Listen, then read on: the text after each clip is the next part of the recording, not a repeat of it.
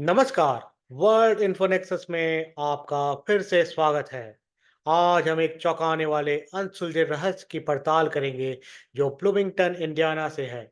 एक कहानी जिसमें हिंसा, भ्रम और विपरीत बयान शामिल है। मैं हूं आपका होस्ट सुकांत चौधरी और यह है ब्रैली स्टैन टर्नर का नाटकीय और विचलित करने वाला मामला। तैयार हो जाइए क्योंकि हम एक क्रूर मामले के विवरण की गहराई में जाएंगे जिसने कई सवालों को अनसुलझा छोड़ दिया है। हमारी कहानी एक सामान्य रविवार की शाम से शुरू होती है ब्लूमिंगटन के किंजर फ्लैट्स में, जो एक साधारण अपार्टमेंट कॉम्प्लेक्स है। लेकिन एक दरवाजे के पीछे एक खौफनाक रात अपने पंख फैलाए हुए थी। जैसे जैसे शाम बढ़ी, तेज संगीत की आवाज हवा में फैल गई। किसी को यह पता नहीं था कि उसी अपार्टमेंट में एक हिंसक झड़प शुरू होने वाली थी। जब पुलिस मौके पर पहुंची तो उन्हें एक परेशान कर देने वाला दृश्य देखने को मिला। हर जगह खून ही खून था, फर्श पर, दीवारों पर और फर्नीचर पर भी। तीन अलग-अलग हथियार विभिन्न परिस्थितियों में खून से सने हुए मिले। एक बेसबॉल बैट जो दीवार के सहारे रखा था, एक खून से सना किचन के चाकू का हैंडल बाथटब के पास पड़ा था जिसका ब्लेड गायब था, और एक काले हैंडल वाला टायर प्लग टूल जो मेटल स्पाइक के साथ था, वह बाथरूम के फर्श पर पड़ा था।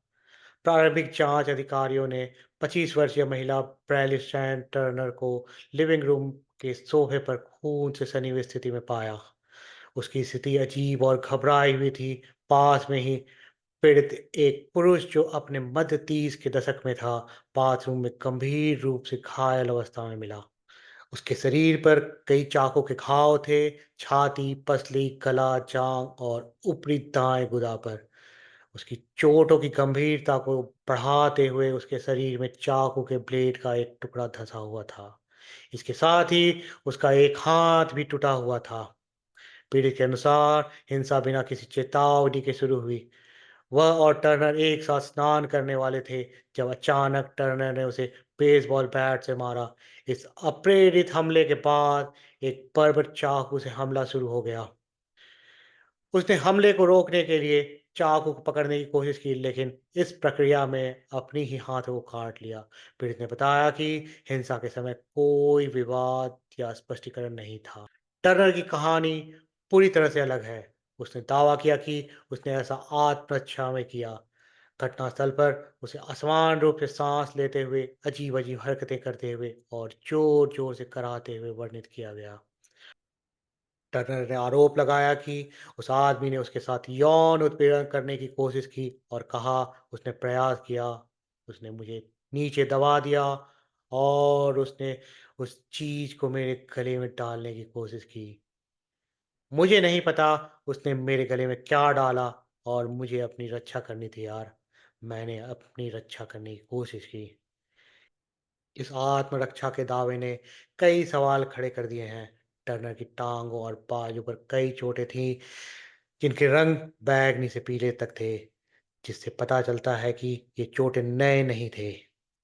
उसकी हरकतें और घटनास्थल पर मौजूद भौतिक साक्ष्य एक जटिल तस्वीर पेश करती है।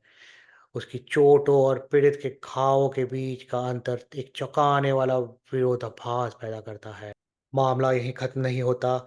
टर्नर का कानूनी इतिहास इस केस में एक और पेचीदगी जोड़ता है। अगस्त में एक पूर्व मामले में उसके खिलाफ चोरी का आरोप लंबित है और उसके खिलाफ कई बार ड्रग्स से कब्जे के आरोप लग चुके हैं।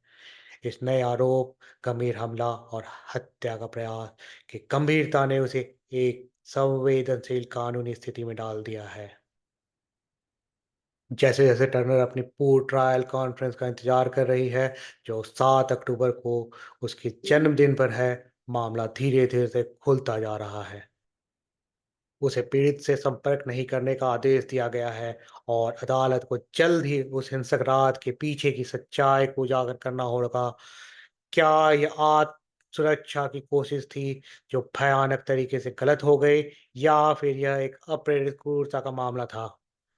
यह मामला मानव व्यवहार की जटिलताओं और कानूनी प्रणाली की सच्चाई को समझने की चुनौती को उजागर करता है।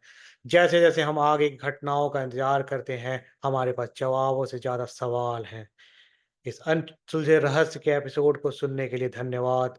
अगर आपको यह कहानी पसंद आई हो और आप आगे भी ऐसी कहानियाँ सुनना चाहते हैं, तो कृपया लाइक करें, सब्सक्राइब करें और इस एपिसोड को रहस्यमय कहानियों के शौकीनों के साथ शेयर करें।